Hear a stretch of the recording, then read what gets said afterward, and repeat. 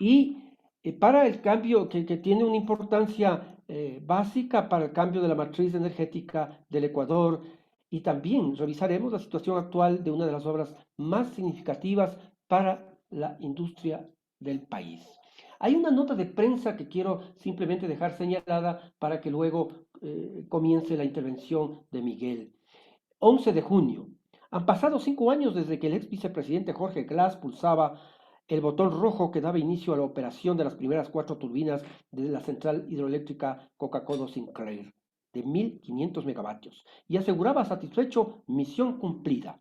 Ese mismo 13 de abril, en ECU 911 participaba de la ceremonia el expresidente Rafael Correa y su homólogo chino Xi Jinping, celebrando la puesta en marcha del millonario proyecto que según los planes permitía al país un cambio de la matriz productiva y la exportación de energía.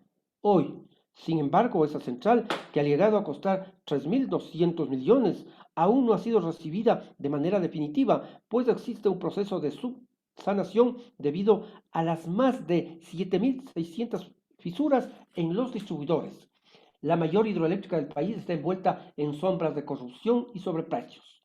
El presidente de la Comisión de Fiscalización de este momento de la Asamblea Nacional, Fernando Villavicencio, anunció el inicio de una investigación sobre el caso Coca-Cola y la visita de autoridades y medios de comunicación al sitio la próxima semana. Además, se convocará a los funcionarios públicos que estuvieron involucrados en todo el proceso y dentro de ellos al propio expresidente Lenín Moreno al seno de la comisión. Esto abre un debate sobre el tema de la central eléctrica más importante del país. ¿Y qué mejor que Miguel Calorrano, que tiene una amplia experiencia en el tema, que ha estudiado a profundidad el mismo, nos dé su opinión? Y lo más importante, compañeros, creemos que la resistencia se hace con profundo conocimiento de causa. Miguel Calorrano, es suya la palabra.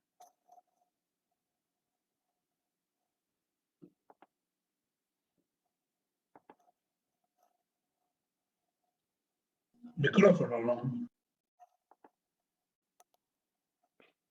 Su micrófono, por favor, Miguel. Abra su micrófono, Miguel. Muy buenas noches a todas y a todos. Quiero agradecer en primer lugar la invitación. En segundo lugar, me congratulo porque ustedes están buscando la verdad, que es lo más importante, para desde allí, entiendo yo, desarrollar acciones patrióticas de defensa de la patria, que tienen que ver mucho en este caso con la cuestión de si este sector debe ser o no considerado como un sector estratégico como manda la Constitución en sus artículos del 313 al 318, y por lo tanto salir por los fueros de defender estos afanes de privatización que existen, sobre todo el sector energético del país, en nuestro caso, ¿no? Y sobre otros sectores también. Ahora, lo que yo quiero decir es algo que nunca dice nadie. Yo, como ustedes saben, no tuve nada que ver con el gobierno anterior, ni nada que ver con este gobierno, y por lo tanto desde 2017 yo estoy fuera de toda la gestión pública. Pero yo me he venido fijando en algo que es muy sencillo de fijarse, que son los reportes del SENACE. Para que todos conozcan, esto es muy sencillo, deberíamos hacer todo el mundo. Se ingresa en la página del SENACE, www.cenace.gov.es, y allí se puede recabar todos los informes necesarios de todos los años, y eso es lo que yo he hecho, una cosa muy sencilla. Desde el año 2014 me bajé todos los informes, hay informes anuales, y en esos informes anuales hay una relación a la producción nacional, en fin, a una serie de aspectos del sector eléctrico, y allí aparece el Coca-Cola Sinclair. Y entonces ahí se puede constatar una enorme verdad, que el año 2016 la central Coca-Cola Sinclair produjo más o menos 3.200 gigavatios hora al año, y luego en los siguientes años ha venido produciendo un poco más de 6.000 gigavatios hora al año, que suma, de acuerdo con mis cálculos, hasta el día de hoy, 14 de junio, un poco más de 32.000 gigavatios hora.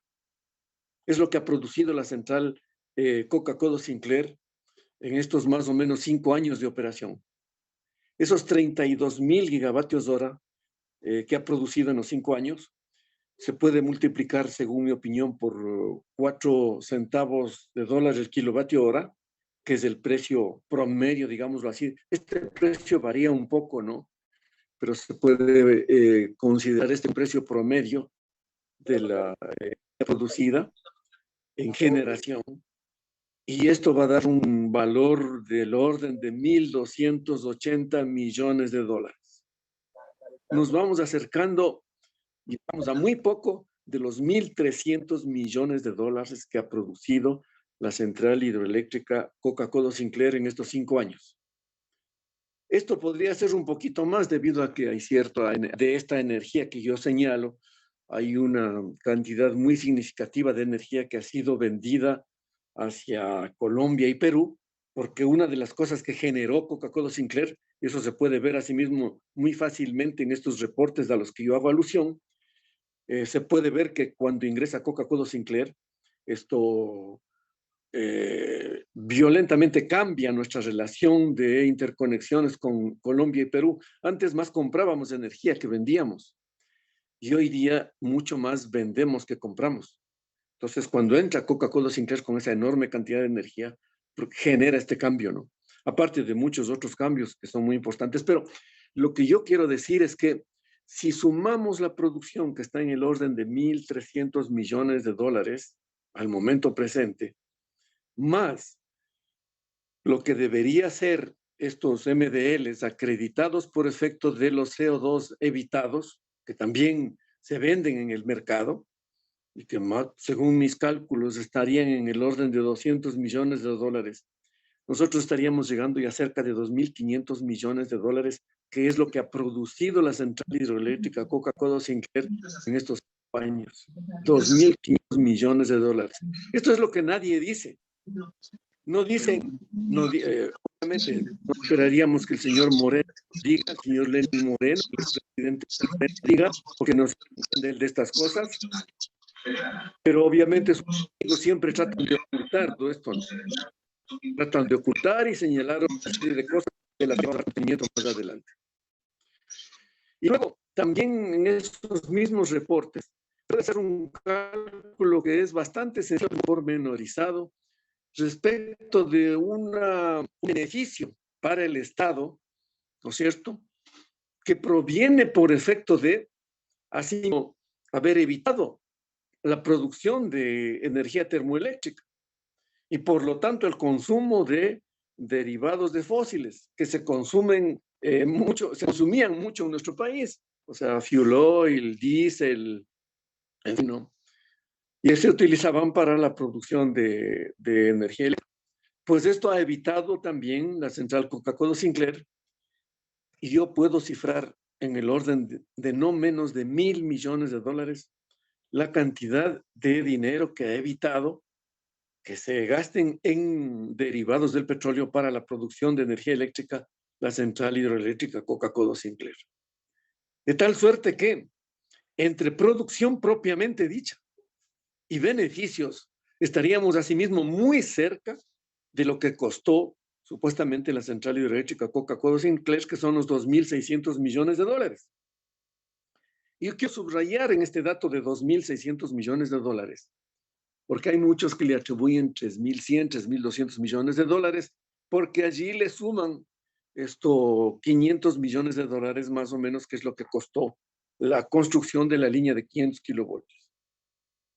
Es verdad que es usual que cuando se construye una central hidroeléctrica o una central, existe un pequeño tramo de línea en alta tensión que se debe construir a fin de evacuar esa energía. Pero la línea de 500 kilovoltios no es un pequeño tramo. La línea de 500 kilovoltios une la central Coca-Cola Sinclair con Quito y luego casi con Guayaquil. Hay que pensar que esta línea que se construyó después de que había estado en operación el Sistema Nacional de Transmisión por cerca de 40 años, porque este sistema ingresó un poco antes de los años 80 con la línea de transmisión desde Pisayambo hasta Ambato y luego hasta Quito, de 138 kilovoltios. Ahí comenzó el Sistema Nacional de Transmisión y luego, de a poco, pues ya se realizó inmediatamente la línea Quito-Guayaquil y la línea Paute-Pascuales para conectar Guayaquil también pues con el Paute, en fin. Entonces, ese sistema que empezó un poquito antes del año 80 y que entró en funcionamiento está ya en operación por cerca de 40 años. Y es obvio que un sistema de transmisión que haya estado pues por cerca de 40 años ya tenga que verse saturado como efectivamente se había visto ya saturado. Y la línea de 500 kilovoltios viene a ser pues un elemento que permite un mejoramiento sustancial de todo el sistema de transmisión que tiene nuestro país para la entrega de la energía a todos los sectores del país. Ahora, hay que saber también, pues, y por eso es que aparece esta línea, la línea de 500 kilovoltios uniendo las provincias de Pichincha y Guayas, que son dos provincias que consumen por lo menos el 50% de la energía que se produce, ¿no? Entonces tiene una importancia muy fundamental esta línea. Entonces, para mí, la línea de transmisión de 500 kilovoltios no es parte del costo de la central hidroeléctrica Coca-Cola Sinclair. Eso está aparte porque es parte del Sistema Nacional de Transmisión y hoy día justamente hay proyectos que buscan ampliar la línea de 500 kilovoltios hacia el Perú para provocar una transmisión de energía eléctrica hacia el Perú para exportación. Y también pues hay otro proyecto que busca obviamente llevar hasta el Paute, porque en el Paute hoy día se encuentra el proyecto, el conjunto de mayor producción energética eléctrica que tiene el país, que es el Paute, pues puesto que allí, para mí, se dio un gran salto en el año 2010, y esto es otra cosa que no se dice, que en el año 2010 ingresó a operar Masar, la presa y central de Masar, que han jugado un rol de una importancia capital en la producción y suministro de energía para el país y sobre todo de constituir un almacén de energía para el país. Y entonces ingresó Masar y nadie dice tampoco que Masar fundamentalmente fue efectivamente que se empezó con el expresidente Lucio Gutiérrez, pero que esto en los años del 2007 al 2010 se financió por lo menos con el 82%, o sea, con la presidencia del expresidente Rafael Correa, él financió por lo menos el 82% de Masar y Masar se inauguró en el año 2010. La constitución de Masar como una enorme reserva energética que a su vez va formando vía cascada con Molino, que es la central más antigua la más antigua es Pisayambo, pero digamos por su monto y su capacidad central, Paute hoy día tiene cerca de 40 años también y ha funcionado durante los 40 años, de esto ya hablaremos más luego, y entonces quiero yo decir que ahí se ha constituido pues un complejo en cascada, donde está Masar, está Molino y está Sopladora, que es la tercera central más importante que tiene hoy día el país, y por esto es que este complejo tiene hoy día la capacidad de producir hasta 35 y 45% de la energía que consume el país, ¿no? Y con un embalse que guarda la energía y nos permite tener un aliento, ya un mayor aliento, para enfrentar posibles estiajes, cosa que no nos sucedía antes. Antes nosotros teníamos que bregar con Amalusa y con Amalusa tuvimos que bregar durante 30 años y Amalusa no nos permitía nada más que un aliento de unas 2 o 3 semanas cuando llegaba el estiaje. Entonces inmediatamente teníamos graves problemas de desabastecimiento del país, ¿no? Pero bueno, quiero rematar esta pequeña parte diciendo que nadie dice el enorme valor que tiene el funcionamiento que ya ha presentado la central Coca-Cola Sinclair al país durante estos 5 años, que harían que, yo no voy a afirmar que ya se pudo haber pagado, pero sí puedo decir que se pudo haber pagado una gran parte de la central porque ha producido y ha generado beneficios por el orden de 2.600 millones de dólares. Esto no dice ni el señor expresidente Lenín Moreno, ni dice el presidente actual, ni le dicen las autoridades, ni peor aún, los enemigos de la central Coca-Cola Sinclair, que generalmente son enemigos de todo lo que significa el Estado, ¿no? Y la participación del Estado en la economía, ¿no? Entonces, este es un primer punto que es de mucha importancia, que tiene que quedar muy claro. Y esto, además de eso, no es un problema mío. Esto es un hecho. Esto no es un cuento mío. Es una realidad. Cualquiera de ustedes, cualquier ciudadano puede coger, introducirse en la página del SENACE y puede constatar estos datos y va a ver que la central ha producido por lo menos 32.000 gigavatios hora. Eso es un hecho. No es un cuento. Y si eso multiplica por 4 centavos, eso le va a dar lo que yo estoy diciendo. Eso nomás es todo. Entonces, esto es una cuestión de mucha importancia, que tiene que quedar muy claro. Ahora bien, el día de hoy, yo leía un artículo que sale el día de hoy en El Comercio, por una señora cuyo nombre en este momento no recuerdo, pero que vuelve sobre el mismo asunto de decir, no hubo estudios. Y todo se hizo, o sea, un poco, por decir, como decimos normalmente, quienes hemos trabajado en la construcción de la energía, un poco a lo bruto. Pero eso no es verdad. Nuevamente, eso no es verdad. Porque, ¿qué es lo que o sea, el señor Villavicencio, que hoy día me dicen que es jefe de una comisión, de quien me consta que no conoce absolutamente nada de estos asuntos energéticos de los que estamos hablando, al menos en el sector eléctrico, yo no sé si conozco. Él también, he leído sus escritos, y en sus escritos él señala que la central pues se hizo como para una central de 861 megavatios, me parece, en dos partes, ¿no es cierto? Es un poco menos de 900 megavatios la potencia instalada, y de que por lo tanto, o sea, lo grave es, además de eso, otra cuestión aquí, ¿no? De ahí se deduce que se inventaron la potencia de 1.500 megavatios con un afán de corrupción. Entonces, él considera eso un fundamento de corrupción, que se le subió por corrupción la potencia de menos de 900 megavatios a 1.500 megavatios y que se actuó de acuerdo con ellos. Entonces, detrás de eso está la corrupción, ¿no? Revisemos esto. O sea, para los compañeros o para quienes me estén escuchando que sean ingenieros, yo tuve un profesor de física que para mí es uno de los físicos más importantes que ha llegado al Ecuador, que fue el doctor Bruce Hoheneisen, quien unas 2 ocasiones fue nominado al Premio Nobel de Física. Él vive todavía en el Ecuador, ¿no? Ya me parece que se retiró, pero él fue mi profesor en la Escuela Politécnica Nacional y él enseñaba justamente la física cuántica, algo que pretende saber el señor ese que ya se fue, el señor Lenín Moreno, y que no ha hecho otra cosa sino degradar el significado de la física cuántica. Pero bueno, Bruce Hoheneisen solía decir, para toda la cuestión de ingeniería, lo único que hay que saber bien es física. Entonces, vayamos a la física. El asunto del cálculo de la potencia de una central hidroeléctrica se calcula fácilmente con una serie de factores y constantes, ¿no? Donde la potencia instalada es igual a el producto de una serie de factores, pero dentro de esos factores hay dos que son de capital importancia. Todos ellos son importantes. Hay otra serie de factores, no es tan sencillo el asunto. Pero ahí hay dos factores. Y entonces se deduce que la potencia de una central es directamente proporcional al producto de la caída de agua que tiene la central multiplicado por el caudal.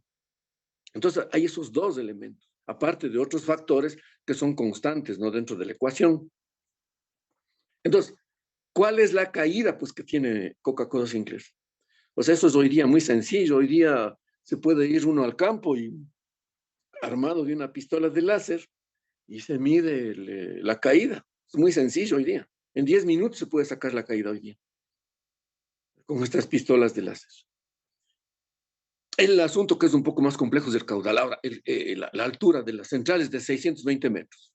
Eso es todo. Es 620 metros. Cualquiera que dude que vaya a medir, se puede demorar 10 minutos si sabe usar una pistola láser, ¿no? 620 metros. Eso es. El asunto es con el caudal. Entonces dicen, no hubo mediciones de caudal y eso es nuevamente mentira. Yo lo puedo afirmar porque yo trabajé en los diseños del Coca-Cola Sinclair en los años 80. Yo no trabajé en la medición de los caudales porque, o sea, no existen, pues además de eso, en estos proyectos grandes, no existe el ser superdotado, que es el que resuelve todo. Eso es también mentira.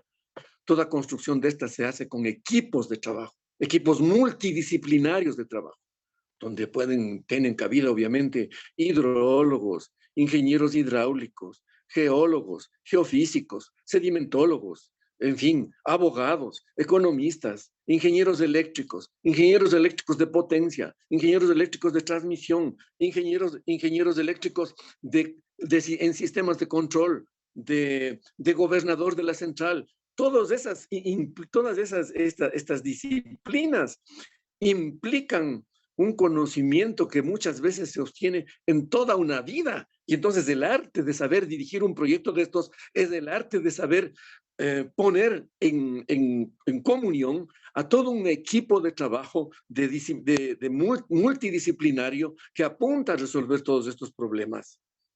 Matemáticos también ingresan aquí porque, por supuesto, cuando se trata de coger y poner y sacar el caudal promedio, por ejemplo, ¿no es cierto?, de un río cualquiera, esto se toman en cuenta millones de datos. Entonces ahí ingresan los matemáticos, ingresan los ingenieros en informática también, y ellos se ponen a trabajar y tienen que encontrar allí cuál es el caudal promedio, porque hay caudal promedio, caudal máximo, caudal mínimo. Entonces, en el Coca-Cola Sinclair se tomaron en cuenta 20 años de 20 datos. Y luego después 10 años más, porque afortunadamente Inesel, hasta cuando desapareció, tenía un sistema nacional para datos de los caudales, que lamentablemente después con la privatización se destruyó. No sé la situación que se encuentra ese sistema. Obviamente también debe estar tecnológicamente obsoleto. Pero bueno, y actualmente, desde que entra en operación la central, existen caudales que se miden ahora digitalmente, ¿ya? Entonces, los datos eso también está en los datos del SENACE, los datos que saca hoy día del SENACE de los caudales del Coca-Cola Sinclair, compaginan directamente con los datos de los caudales que tomó Inesel en su tiempo para sacar el caudal de Río Coca. ¿Y cuál es el resultado en definitiva? ¿Qué es lo que sacó Inesel? O sea, sacó que se necesita un caudal determinado para esa altura de 620 metros. Y entonces Inesel jugaba con una serie de potencias instaladas que iban desde los 800 o 500 megavatios hasta los 3000 megavatios. ¿Ya? Y se ingresa en una discusión de esta multidisciplinaria y los economistas sostienen cómo se puede colocar una central hidroeléctrica de 1500 megavatios de potencia instalada y que iba supuestamente a producir una energía del orden de 8000 gigavatios hora al año en un mercado que a inicios de los años 90 tenía una demanda de potencia de 1000 megavatios y una demanda en energía en el orden de 7000 gigavatios hora. O sea, entonces los economistas dicen, eso no es pertinente. Va a ser una sobreinversión con respecto del mercado. Entonces, por esa razón, escúchame bien, por esa razón es por la que el Coca-Cola Sinclair en esa oportunidad queda determinado en 2 fases de más o menos 450 cada una, para dar un total de 860, un poco menos de 900 megavatios, que son las 2 fases, que es en lo que queda definido el diseño del Coca-Cola Sinclair en la época de Inesel hasta el año de 1992, que fue hecho por un conjunto de empresas extranjeras y nacionales y con la participación directa, como se acostumbraba por parte de Inesel en la fiscalización del diseño, en la participación activa en el diseño. Nosotros participamos activamente en el diseño. O sea, a mí me tocó la tarea de trabajar en la sismología del sistema, del Coca-Cola Sinclair, y yo fui a instalar, que yo creía que por primera vez iba yo a instalar ahí paneles solares, estoy hablando del año 84, 85, Yo creía que eran los primeros paneles solares que llegaban. Creo que sí fue la primera vez que llegaron los computadores personales, porque llegaron también los computadores personales que trajeron las empresas extranjeras que hicieron el trabajo de diseño e instalamos un conjunto de 4 estaciones, 3 estaciones y una repetidora en el Cerro Copete, que es una de las estribaciones del volcán Reventador. Allí pudimos instalar una repetidora con unos paneles solares. Cuando luego yo tuve que irme al Cerro Sumaco a realizar otras inspecciones, me subí al Cerro Sumaco y encontré que en el Cerro Sumaco había ya unos paneles solares por esa misma época, habían sido instalados por la DEA. Entonces yo que creía que eran los primeros paneles solares que habíamos colocado en el copete, pero no, antes ya había estado la DEA por esos caminos, ¿no? Es lo que puedo decir. Pero entonces a mí me tocó esa tarea, entonces nosotros instalamos un sistema sismológico que recogía las señales y llevaba al campamento de San Rafael, y allí en el campamento de San Rafael, a buena hora se instaló esto antes, vino luego el terremoto de marzo de 1987, y eso sí fue la catástrofe terrible. En ese tiempo, les estoy hablando de una realidad que yo viví.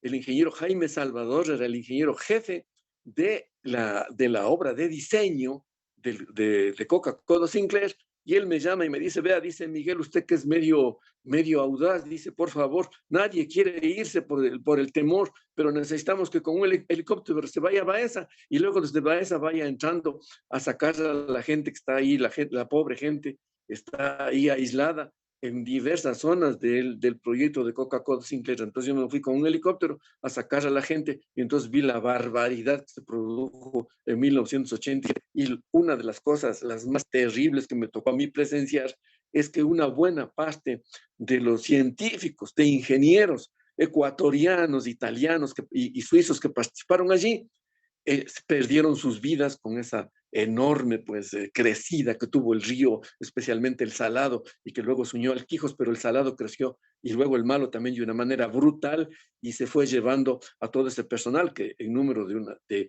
unas 30 o 40 personas simplemente desaparecieron allí, ¿no?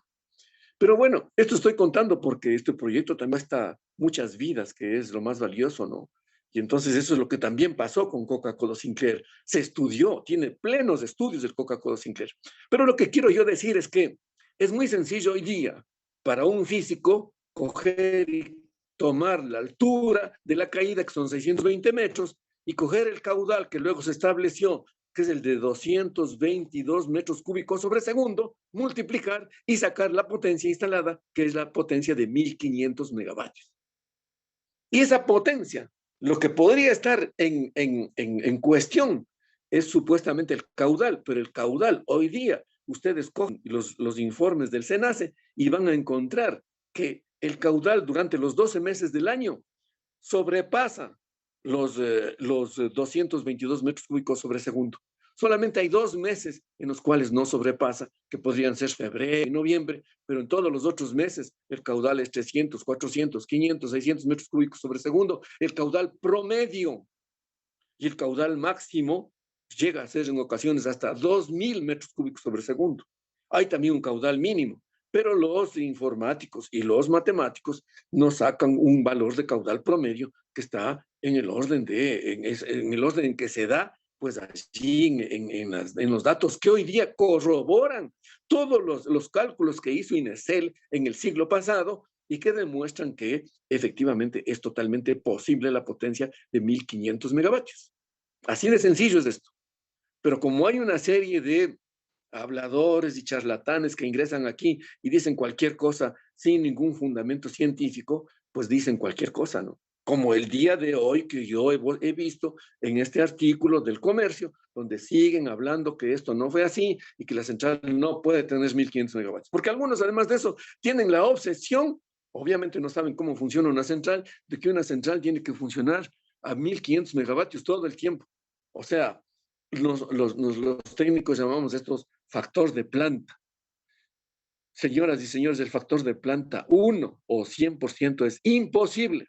Si alguien conoce una central hidroeléctrica en el mundo que tenga un factor de planta de 100 o de 1, si se quiere, que me diga, pues. O sea, eso no existe. ¿Por qué no existe? Porque sencillamente, o sea, los caudales varían, porque sencillamente a toda central hidroeléctrica hay que hacerle mantenimientos mayores cada cierto tiempo. Durante el año también hay que hacer mantenimientos. Y entonces el factor de planta varía. El factor de planta de Coca-Cola Sinclair hace 3 años estaba en punto 46. Hace 2 años parece que suba a punto 48. Hoy está ya por 50, cerca de 52, punto 52. Es el factor de planta. El factor de planta del Paute está en el orden del 54%. Entonces, si es que conocerían que el factor de planta del Paute, o sea, esto querría decir que para estos señores que entienden así las cosas, ¿no? Pero que no, aquí tenemos que hablar en términos de potencia, pero también de energía y fundamentalmente de energía. ¿Cuánta energía produce? Y entonces, esto es lo que nos interesa a nosotros, los técnicos, ¿no? Y entonces, el factor de planta varía y ahí en el SENACE salen todos los factores de planta de todas las centrales que hay en el país. Eso está expuesto a la luz pública, ¿ya? Bien haríamos en mejorar el factor de planta del Coca-Cola Sinclair y si le hacemos llegar a 0,80, pues sería una maravilla porque produciría más de 8.000 gigavatios hora al año. Es que es una cantidad enorme de energía. La Coca-Cola Sinclair en este momento está produciendo más o menos el 26% de la energía que produce el país, ¿no? Y ha producido este cambio radical del cual yo estoy hablando. O sea, un cambio radical desde el punto de vista de que, por ejemplo, ustedes revisan la hidroelectricidad antes de Coca-Cola Sinclair, que estaba en el orden de más o menos del 60%, y la térmica más o menos en el orden del 40%. Y entonces entra Coca-Cola Sinclair con esa enorme cantidad de energía y le sube de al 90% y le reduce la termoelectricidad al 10%. Entre paréntesis, obviamente que la termoelectricidad, esto es muchísimo más cara, ¿no? O sea, qué sé yo, si pensamos en el valor de la energía que produce Paute hoy día, después de casi 40 años de haber sido construida y de generar energía, a lo mejor está por menos de $0.01 el kilovatio hora, lo que se gasta para operación, mantenimiento, para reparaciones, que es absolutamente mínimo, es lo que cuesta hoy día, porque ya lo demás se supone que ya se pagó, pues no, después de 40 años, ¿cómo no se va a haber pagado? Y va a seguir funcionando mucho más. Y lo mismo va a pasar con Coca-Cola Sinclair si es que se sabe, obviamente, operar y mantener de una manera adecuada. Entonces, esta es la realidad de Coca-Cola Sinclair. Entonces, al mismo tiempo ha generado varios cambios. El cambio más importante es de esta variación de la hidroelectricidad. Hoy día, si ustedes revisan el sitio del SENACE, la hidroelectricidad hoy día está en el 94%. Prácticamente la energía termoeléctrica ha sido reducida entre el 5 y 6%, lo cual es bueno para el país. Tampoco puede desaparecer la energía termoeléctrica porque eso es muy importante para nuestros técnicos que hacen operación y mantenimiento y que necesitan de las centrales termoeléctricas para hacer, vamos a decir un seguimiento de la carga y en base al seguimiento de la carga establecer una serie de seguridades que tiene el Sistema Nacional Interconectado. No se puede hacer desaparecer la energía termoeléctrica. Por lo tanto, estamos llegando a los niveles máximos de producción hidroeléctrica y estamos, por ende, colocados en el club de los muy pocos países que no, yo creo que no pasan de una docena o a lo mejor una quincena de países que tienen en su matriz energético-eléctrica me quiero referir y lo quiero subrayar, ¿no? Solamente del sector eléctrico, que tienen en su matriz más de 90% de hidroelectricidad. O sea, qué sé yo, está Paraguay, puede estar Costa Rica, obviamente por Paraguay por obvias razones, porque es copropietario de Iguazú, pues no con Brasil. Entonces, además de que ellos, por efecto de tener esa central, que donde venden también la energía, ellos tienen la energía más barata de toda América Latina. Está Costa Rica, posiblemente también está Uruguay, y hay otros países como Noruega, qué sé yo, como Nepal, que tienen una alta dosis de electricidad, hidroelectricidad, así como tiene nuestro país. Pero esta condición, ¿no es cierto?, de alta hidroelectricidad y de energía verde, si ustedes quieren, que ha sido llevada a nuestro país, no solamente ha dependido de Coca-Cola Sinclair, existen otros elementos también. Está Isopladora, que es la central hidroeléctrica, la tercera más grande que tiene el país, después de Coca-Cola Sinclair y del Paute. Está también otra serie de centrales hidroeléctricas que se han construido. y que se ha terminado hasta hace poco tiempo, ¿no es cierto? Está del Citanizagua, está Mina San Francisco. Se debería terminar, y solamente la inutilidad del señor expresidente Lenín Moreno hace pensar en cómo no se ha terminado Toachi Pilatón. Este proyecto es de suma importancia para el país también. ¿Por qué? Porque al otro costado de donde está Coca-Cola Sinclair, al otro costado de la cordillera, en el lado occidental, se encuentra justamente en esa parte del país que va desde el centro hacia el norte del país, ¿no es cierto? Está una región también de altísima pluviosidad y esa pluviosidad es complementaria a la amazónica. Si la amazónica entra en su momento de mayor producción, vamos a decir desde abril hasta octubre, esta otra, la occidental, entra en su momento de mayor producción desde octubre hasta mayo. Yo le decía en una conversación a mi amigo Jorge aquí hace poco que los quiteños tenemos justamente ese régimen pluvial y que curiosamente esto se debía haber terminado en mayo, pero hasta ahora tenemos que siga lloviendo en junio, ¿no? Ese es el régimen pluvial que tiene Toachi Pilatón y que tienen los otros proyectos de Guayabamba y que son de suma importancia para el país porque van a establecer una producción complementaria con aquellos de la región amazónica, donde está obviamente Coca-Cola, Sinclair, Paute, el Sopladora y los otros demás, ¿no? Entonces, todo este cambio se gestó durante los 10 años de gobierno del presidente Rafael Correa. Porque hay que saber que hoy día el Ecuador tiene un gran almacén con Mazar, pero hay otro almacén, que es el almacén del Daule Peripa y Baba, que si bien es verdad, existía antes del 2007, pero también es verdad que con la construcción de Baba se produjo un mejoramiento sustancial, no solamente en la producción de energía eléctrica de Daule Peripa, que antes funcionaba, digamos así, con un 66% de su capacidad y que ahora con la afluencia de las aguas de Baba puede generar a plena capacidad, sino también hay un control de inundaciones, hay una elevación total de la capacidad de almacenamiento del agua. Y curiosamente, el régimen pluvial de la cuenca del río Guayas tiene una altísima pluviosidad en los 4 primeros meses del año y en el resto de... Ustedes imagínense que el Daule puede tener 1.200 metros cúbicos sobre segundo entre enero, o sea, que llega más o menos con el Niño, con la corriente del Niño, entre enero y vamos a decir abril, y el resto del año puede tener 12 metros cúbicos sobre segundo. O sea, el caudal baja significativamente, pero esos 4 primeros meses son de suma importancia para la producción del sistema eléctrico ecuatoriano, porque es cuando más está sufriendo la falta de energía que hay en la parte amazónica. Entonces, ese almacén que hay en el Daule Peripa, que puede producir con baba más o menos un 5% de toda la energía que consume el país, 5% se puede decir que es poco, pero ese 5% aparece justamente en los 4 primeros meses del año, donde más necesita el país de energía y de energía hidroeléctrica en este caso. Y luego también está lo que significa el mejoramiento de otra cascada que viene desde Pisayambo, que es el primer proyecto que se construyó aquí en la etapa de Inesel, viene desde Pisayambo y con las aguas del río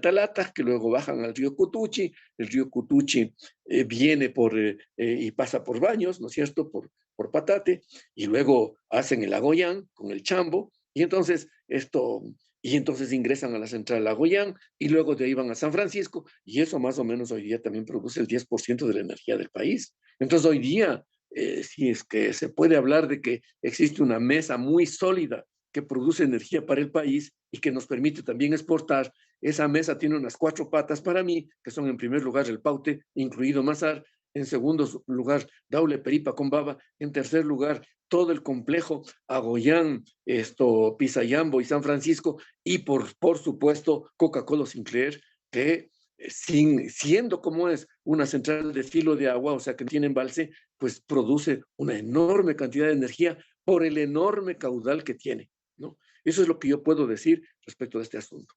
Y por último, no sé, yo quisiera más bien pasar a ver si conversamos y si es que existen preguntas que con todo gusto, si es que yo puedo, responderé en lo que pueda. Esto, y más bien para conversar, lo que quiero decir es algo respecto de este retroceso, esta erosión regresiva que existe actualmente. Como ustedes saben, esto apareció el 2 de febrero del año pasado.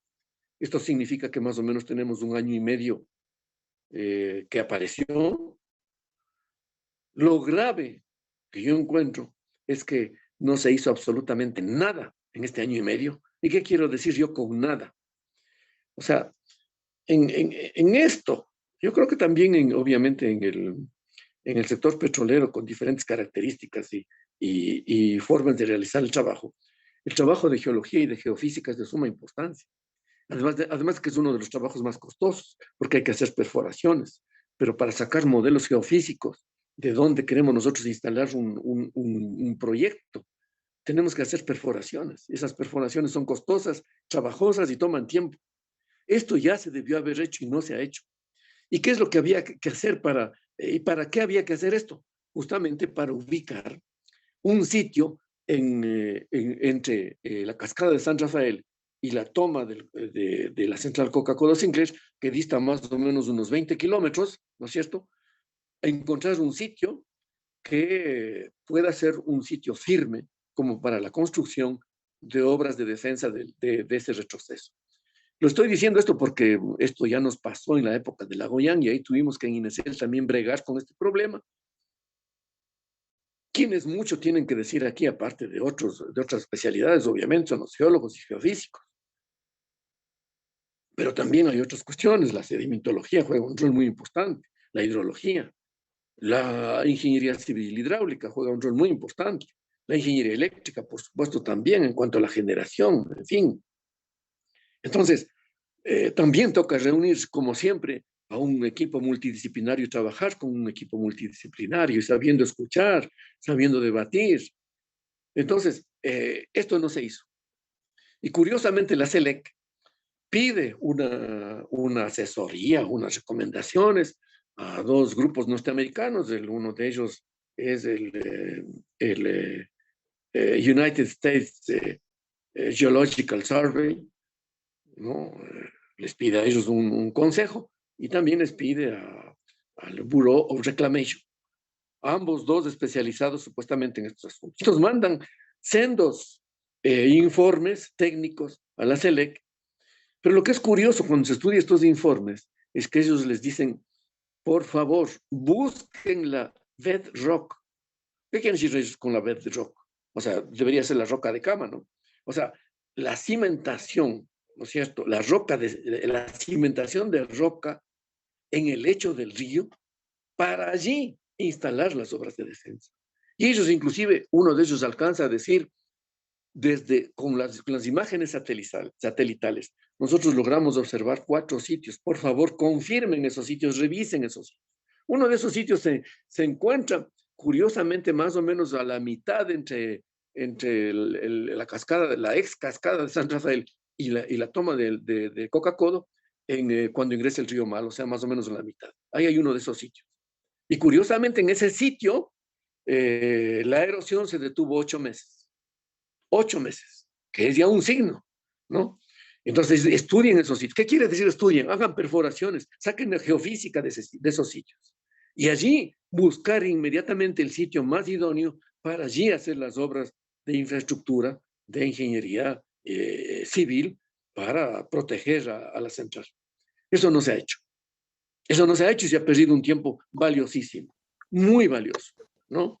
Entonces, pues al señor Lenín Moreno no le vamos a pedir que entienda estas cosas, ¿no?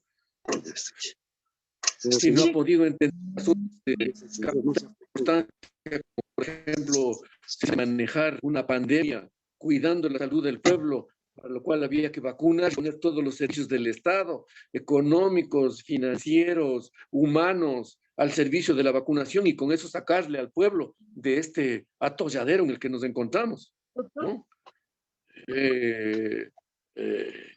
Lo digo como uno de los miles y cientos de miles de ecuatorianos que también fui afectado por el virus y que también tuvo que enfrentar el virus y también desde todo punto de vista, ¿no? Y por eso lo que aprendí cuando enfrenté la enfermedad fue justamente que la mayoría de los pobres no se salvan. porque no tienen dónde acogerse. Pero si el señor expresidente Lenín Moreno no pudo resolver eso, ¿cómo vamos a esperar que resuelva este asunto de la central Coca-Cola Sinclair? Entonces no se ha resuelto, no se ha hecho nada. No se ha hecho nada y se ha perdido un tiempo valiosísimo. Y esta es nuestra situación actual. Bueno, yo voy a terminar con esto porque más bien me interesaría conversar y yo estimo que dentro de las compañeras y compañeros asistentes hay muchos que posiblemente hasta conocen más que yo de este asunto y a lo mejor ellos pueden ilustrar de una manera más clara las cosas que yo he tratado de decir. Pero yo creo firmemente que detrás yo tengo un artículo escrito que pretende ser una respuesta a un artículo que escribieron y que no sé si es que estimo que Jorge ha distribuido entre los interesados y yo lo estoy poniendo al día con los datos que he dado el día de hoy y inmediatamente que tenga pues voy a pasarle a Jorge para que les pase a ustedes con los cálculos que yo he hecho hasta el día de hoy y entonces, pero allí vino un señor antropólogo, yo no sé si conozcan estos negocios, ¿no? Y vino un señor que es con todo respeto, es un periodista petrolero. Si a mí me preguntan de asuntos petroleros, yo también diría que yo no soy experto, ¿no? Yo no me metería a hablar y respetaría más bien a las personas que saben, ¿no? Y buscaría escuchar a las personas que saben de los asuntos petroleros, porque dentro de eso yo sé perfectamente que el negocio eléctrico es muy diferente del negocio petrolero. Pueden tener una serie de proximidades y la proximidad más importante que tienen es en el terreno económico. Mi posgrado en Francia que yo hice fue justamente sobre aquello, porque la economía industrial sostiene que el sector energético está profundamente ligado en lo que tiene que ver con el sector energético por efecto de tener el sistema de producción, transmisión, distribución y venta de su producto que se manejan con los mismos criterios económicos. Eso sí tiene de común, pero las demás cosas tienen muy poco en común, ¿no? Las perforaciones que se hacen en el sector petrolero, nosotros hablamos a veces de perforaciones de cientos de metros, ¿no es cierto? Pero en el sector petrolero nos hablan de kilómetros, de 1, 2, 3, 4 kilómetros de perforaciones, ¿no? Entonces es otro asunto, ¿no? Y también como la sismología, también en el sector petrolero es muy diferente de la sismología que nosotros necesitamos en el sector eléctrico y así sucesivamente, ¿no? Entonces, tiene sus peculiaridades, pero estimo yo que creo que los ecuatorianos tenemos el legítimo derecho de salir en defensa de lo que constituye hoy día nuestro patrimonio. Y no sé por qué se asustan hoy día con esto y nos dicen comunistas. Los comunistas quieren continuar con esto del sector estratégico, siguen manejando los comunistas esto del sector estratégico. Conversaba yo con Jorge antes, o sea, es estratégico para Canadá, para España, la salud y la educación. Para Holanda, el sector estratégico es el agua.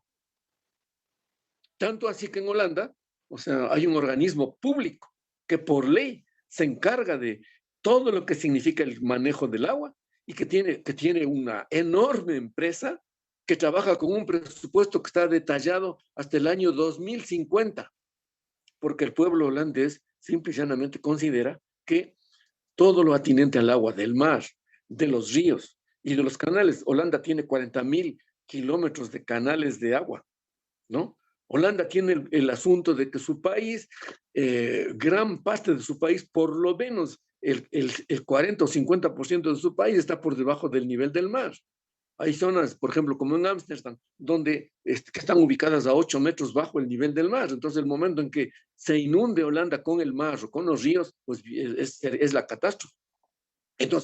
Entonces, eso está declarado como sector estratégico, que se encarga el Estado, financiado por el Estado, ¿no? Y que tienen que rendir cuentas ante el pueblo holandés de las acciones que hacen o dejan de hacer.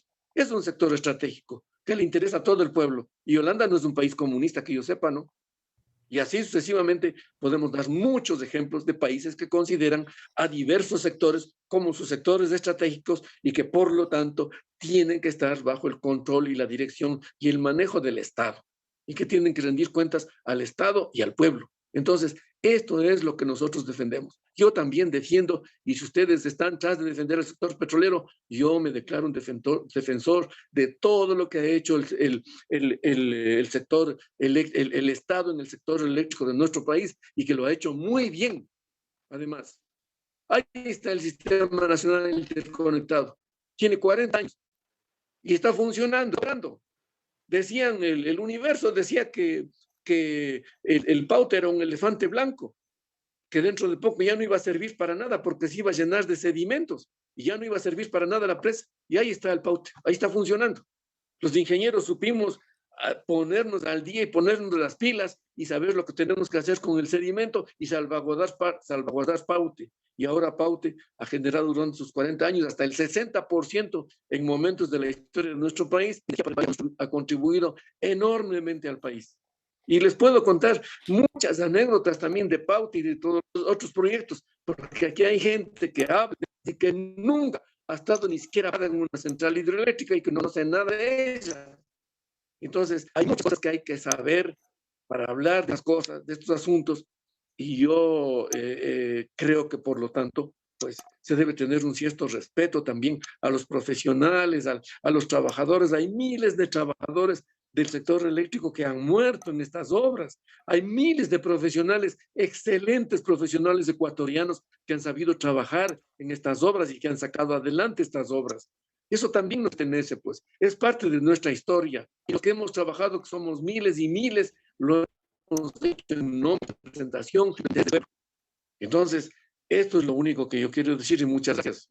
Gracias, Miguel. Ha sido una exposición importantísima respecto al tema que nos invitó esta noche. He tomado una frase del documento que hace referencia a Miguel, que dice, la verdad amenaza y no quiebra, y siempre anda sobre la mentira como el aceite sobre el agua. Es un texto de Don Quijote de la Mancha. Entonces, evidentemente, tenemos que salir con la verdad y damos paso ahora a las preguntas que ustedes, compañeros, asistentes a este coloquio, a este conversatorio, tengan. Solamente les invito a dos cosas. Uno, a ser breves en sus preguntas o en sus comentarios, de tal manera de que logremos participación de mayor número de compañeros. Y en segundo lugar, quiero invitarles a aquellos compañeros que no han tenido una relación directa con el frente, introduzcan sus nombres, sus nombres, su teléfono y su correo electrónico en el chat, de tal manera de más adelante comunicarnos con ustedes. Pueden accionar su micrófono para intervenir, pero si para tener algún orden, si colocan la mano pidiendo la palabra, les agradecería para facilitar el otorgamiento de la misma. Mario Gómez me parece que quiere intervenir. Perfecto. Mario, activa tu micrófono.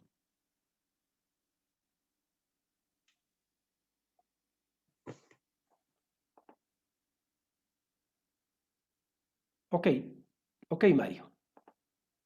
Mario, activa tu micrófono, por favor. Mario, activa tu micrófono, por favor. Mario, activa tu micrófono, por favor. Mientras Mario Gómez activa su micrófono, se pone le damos la palabra a Eduardo Barreno. Active su micrófono, por favor. Active su micrófono, por favor.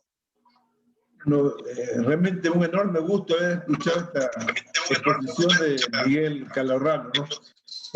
Yo tuve ocasión ya de leer el documento y el otro día vi la entrevista de él y me pareció muy bien hecha, ¿no? Creo que se está defendiendo al país, ¿no? Hay un ruido ahí. Si hay un ruido, vamos a ver de qué se trata. Nos das un momento, por favor. Alguien, voy a silenciarles a todos para facilitar. No, Jorge, ya estoy listo. Ya, me das un momento, estamos solucionando un ruido que apareció en el conversatorio. ¿Aló? Me parece que ahí estamos. Silenciado a todos y por favor, Eduardo, te pido de favor le demos paso a Mario Gómez que estuvo queriendo usar la palabra. Mario Gómez, acciona tu micrófono, por favor. Gracias, Jorge. ¿Ahí me escuchas? Sí. Ya. Yo realmente que me quedo muy complacido con la exposición del ingeniero Miguel Calahorrano. Quiero felicitarle. Yo pertenezco al sector petrolero, pero su exposición ha sido excelente. Y pues me quedo asombrado, ¿no? Con los comentarios que hoy se dicen en la prensa y todo, que Coca-Cola Sinclair primerito va a ser expuesta para la privatización.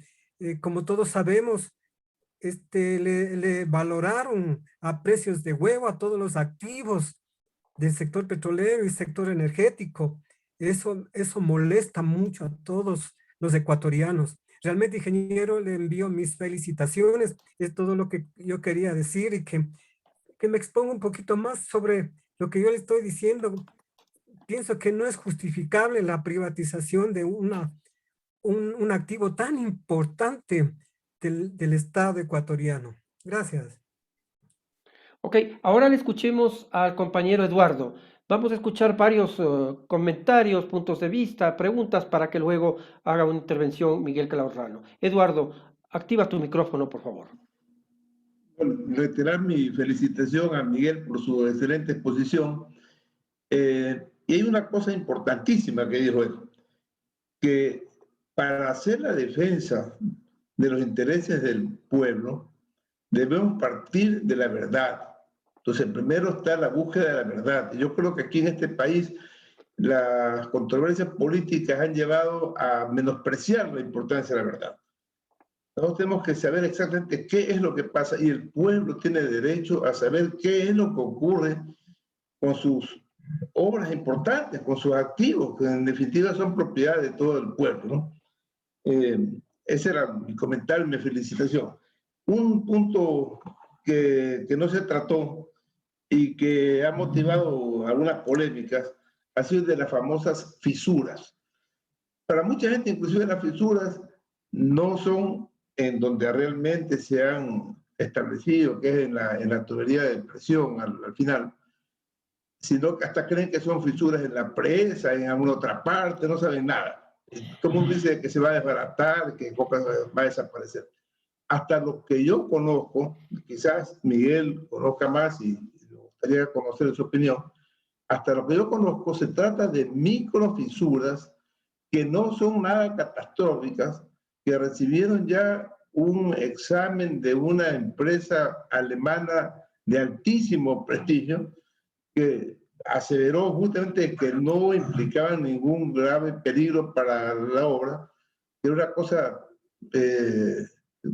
temas que pasan en toda la ingeniería, hay pequeñas fallas que se van corrigiendo hasta la entrega final y que se pueden resolver en sitio. Y entiendo yo, no sé si es así, que inclusive ya la compañía Sinohidro está tomando las medidas para algo que no está provocando mayores problemas, pero que sin embargo la mala fe los ha sobredimensionado, ¿no? No sé si conoce algo más de eso, Miguel. Sobre las otras cosas, totalmente de acuerdo. El tema de la potencia es una barbaridad, todo lo que se ha hablado.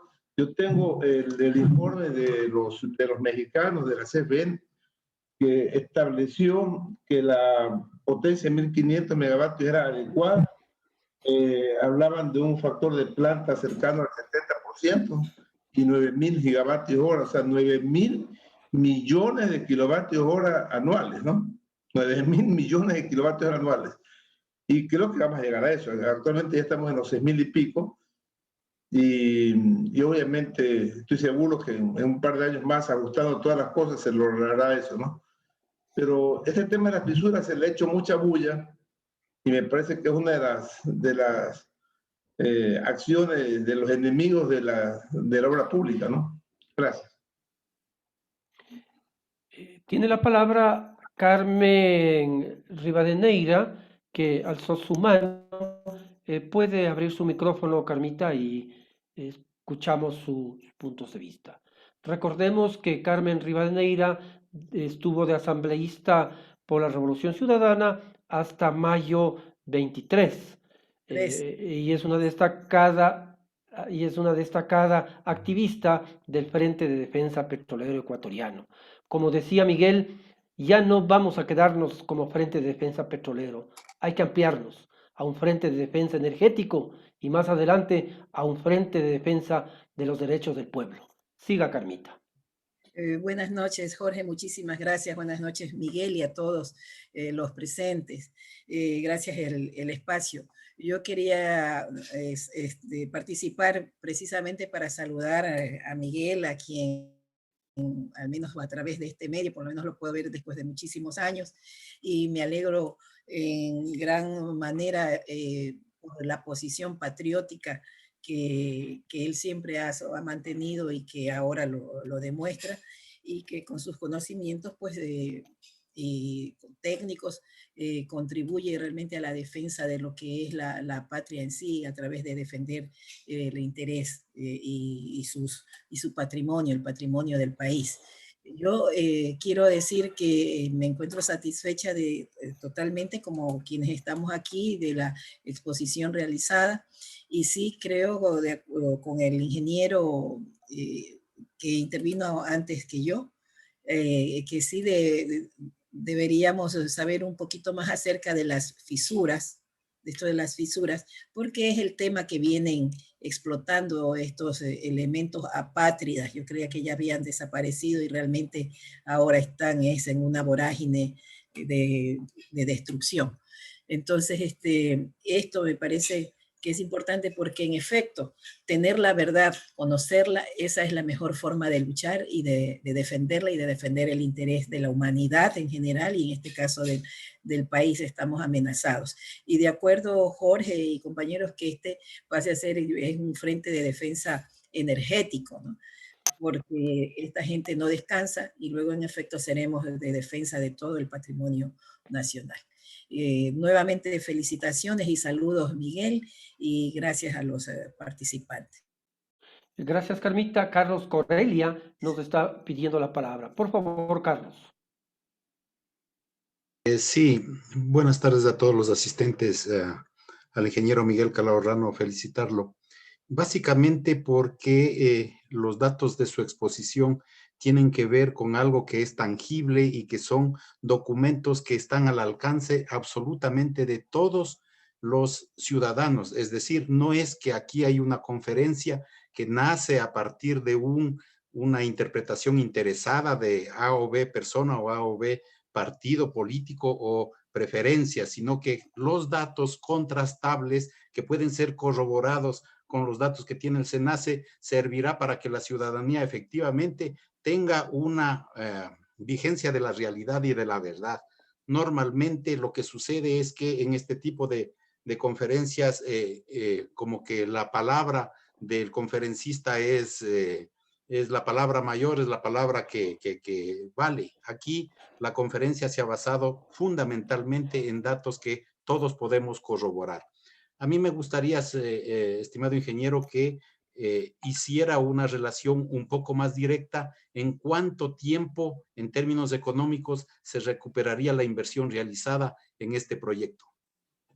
Gracias. Bien, vamos a terminar con la intervención del doctor Iván Salazar, que nos está pidiendo la palabra, para luego pedirle a Miguel Calahorrano nos dé respuestas a los planteamientos que han hecho varios compañeros.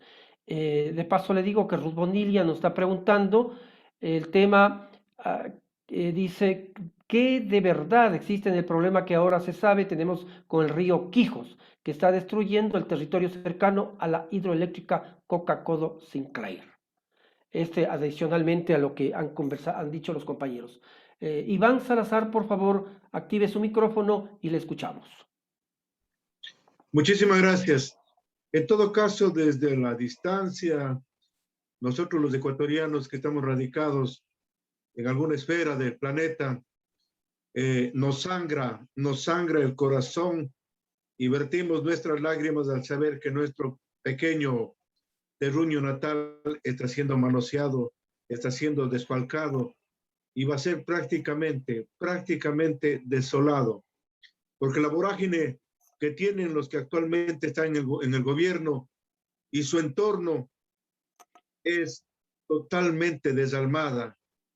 Ahora, muy bien, aplaudimos la iniciativa de formar el frente de defensa energética y que también sea un frente de energética, un frente de defensa de la gente, de sus alrededores, en donde están asentados estos centros energéticos, porque es difícil entender también que aquellas personas están siendo despobladas, están siendo marginadas, están siendo empujadas a salir de sus sitios ancestrales.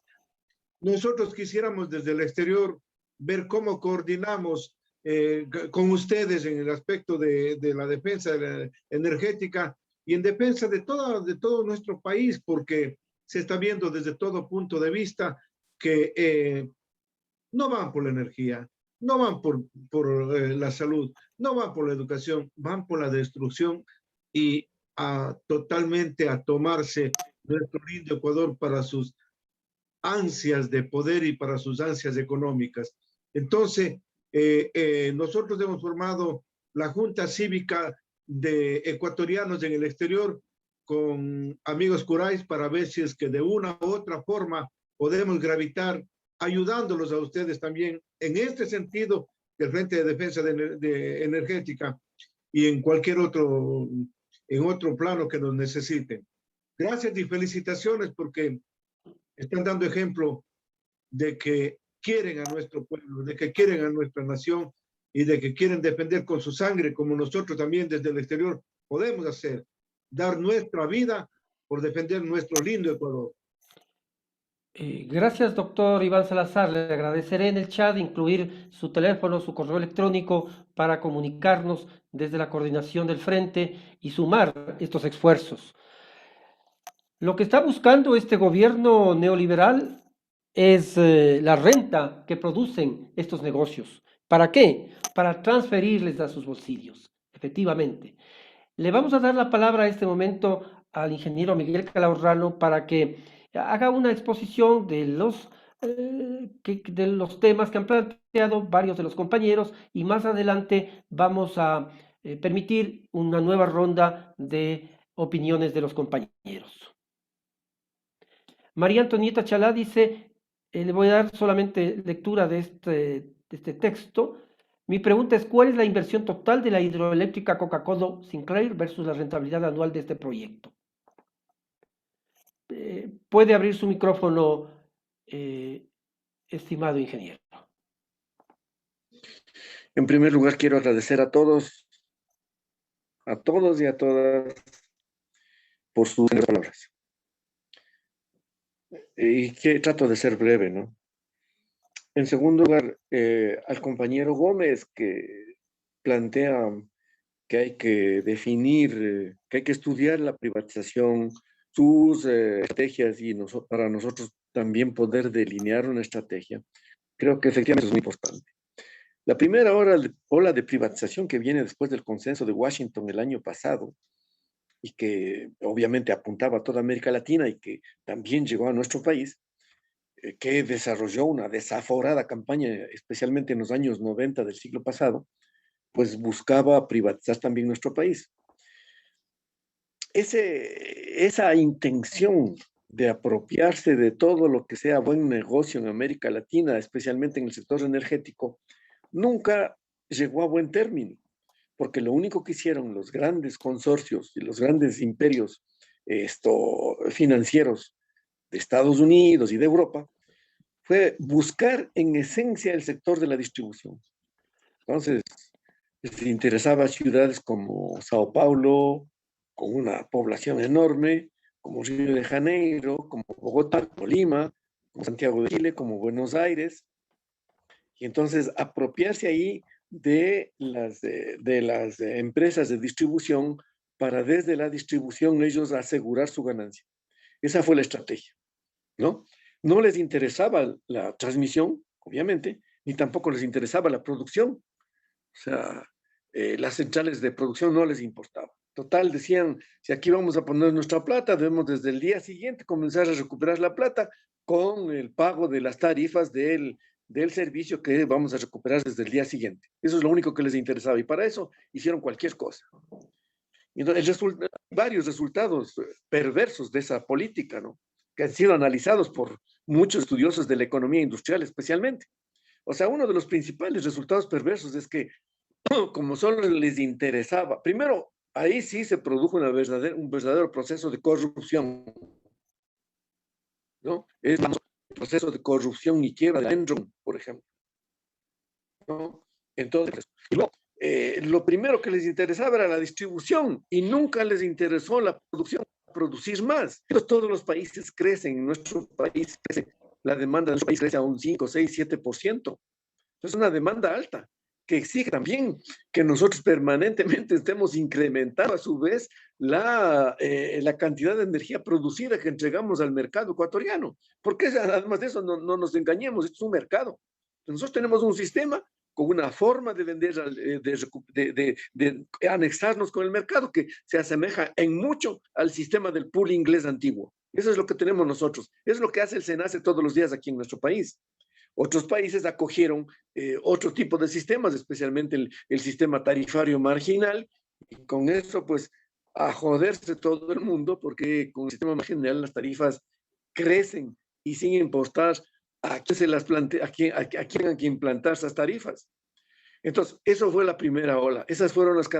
Y en nuestro país, la privatización nos llevó prácticamente al borde del precipicio, ¿no? Entre 1996 y 2006 no se hizo ni un solo proyecto de producción, no se hizo absolutamente nada.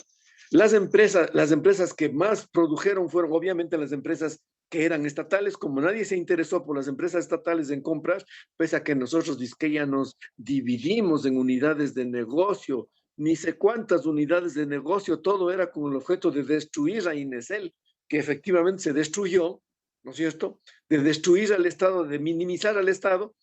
No se hizo absolutamente nada de producción y a la vuelta de la esquina, a comienzos de este siglo, teníamos una altísima demanda y teníamos que producir energía cara, en esencia, con centrales termoeléctricas. Teníamos que comprar a Colombia. Entre el año 2000 y 2006 se pueden ver también las estadísticas de la SENACE de cómo es que teníamos que comprar energía, que la comprábamos a 12, 13, 14, 15, 16 centavos de dólar el kilovatio hora.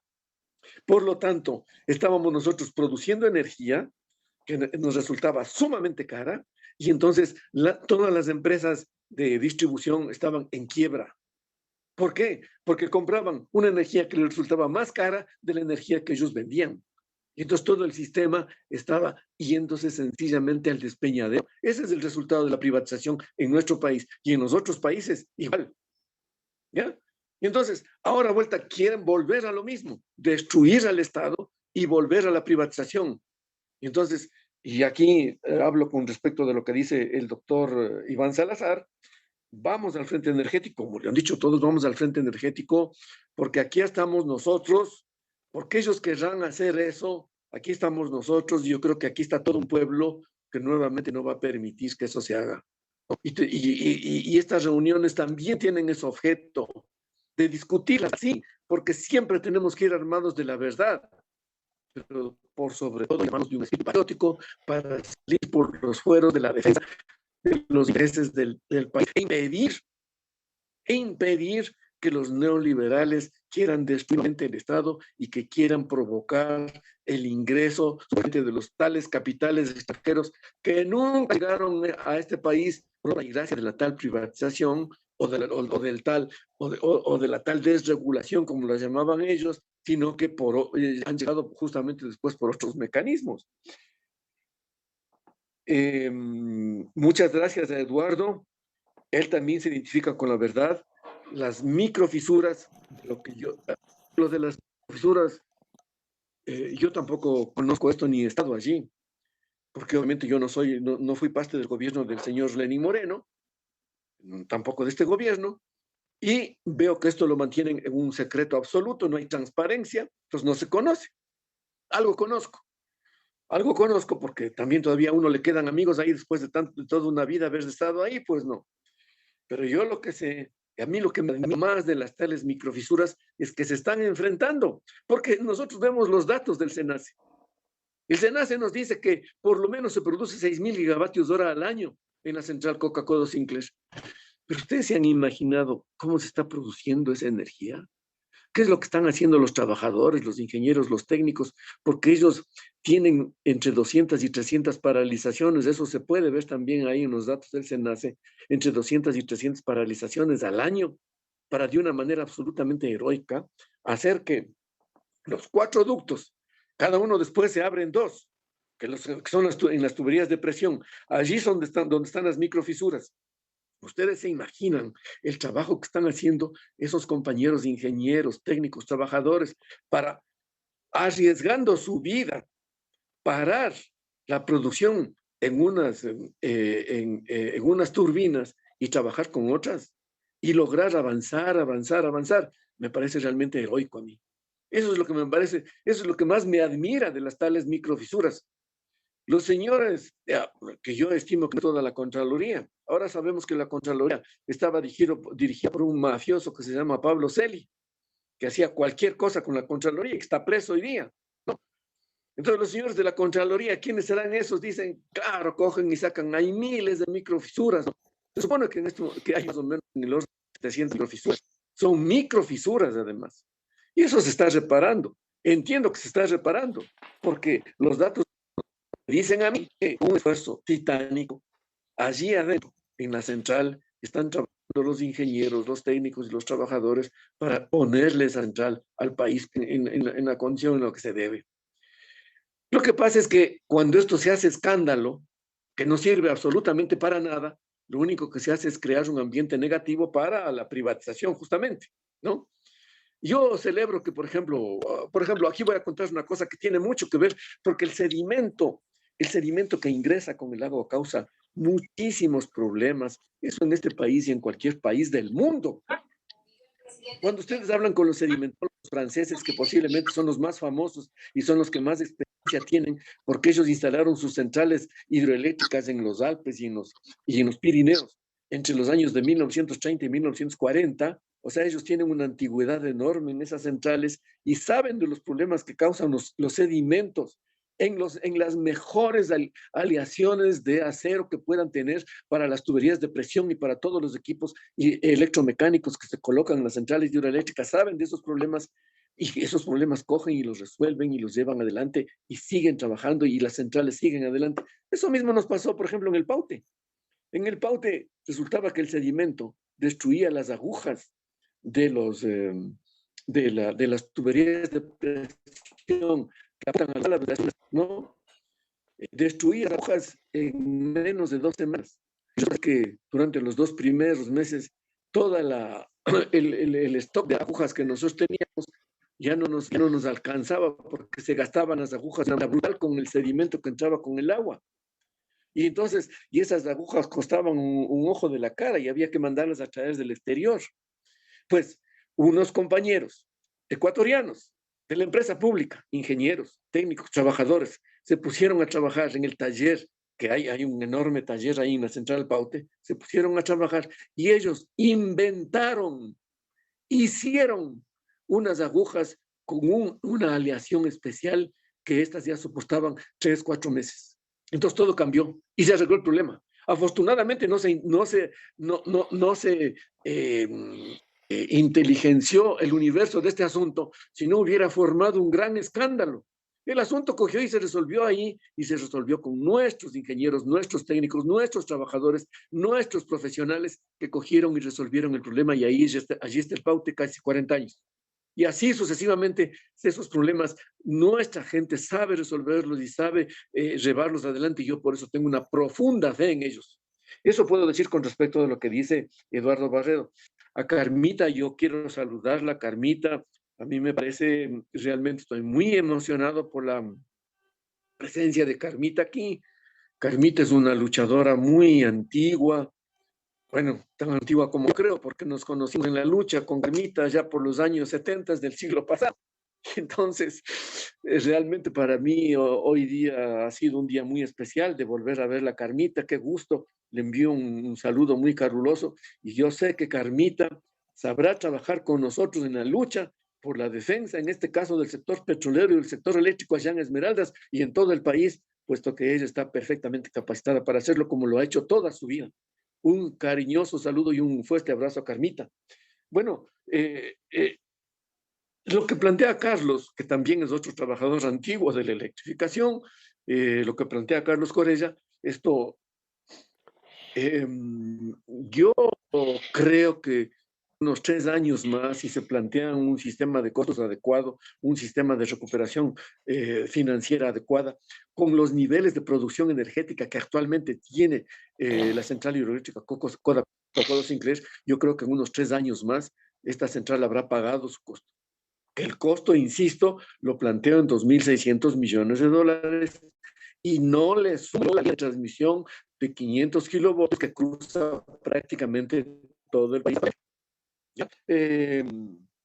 Un saludo al doctor Iván Salazar también y a mí me parece que se necesitará de que nuestros conciudadanos, nuestros connacionales, patriotas también que viven en el extranjero y que los conozco muy bien porque he trabajado con ellos y me siento totalmente identificado con ellos y creo que es totalmente posible hacer lo que dice el doctor Iván Salazar de levantar allá también una junta cívica en todos los países los ecuatorianos porque ellos saben muy bien lo que pasa aquí, tienen un altísimo sentido patriótico y tengo la certeza que nos van a ayudar muchísimo en la lucha contra el neoliberalismo aquí en nuestro país. En Estados Unidos, en España, en Italia, los países donde hay mayor concentración de ecuatorianos, pero también todos los países, qué sé yo, en Bélgica, en Holanda, en Francia, todos los ecuatorianos, yo sé perfectamente que son ecuatorianos en su enorme mayoría.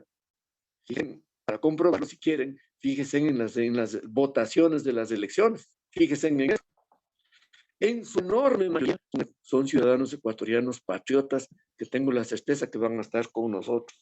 Y bueno, pues eso es lo que tengo que decir y muchas gracias y más bien dejo que hablen los otros compañeros y compañeras que tendrán muchas inquietudes y también estoy seguro que tendrán aportaciones que algunas de ellas serán mejores que las mías. Gracias, Miguel Claurrano. Les voy a dar la palabra a Napoleón Resta, David Alexander e Isabel Ordóñez en ese orden. Napoleón, abra su micrófono, por favor. Les voy a silenciar nuevamente a todos para facilitar este conversatorio. Ok. Buenas noches con todos. Ok. Sí, igual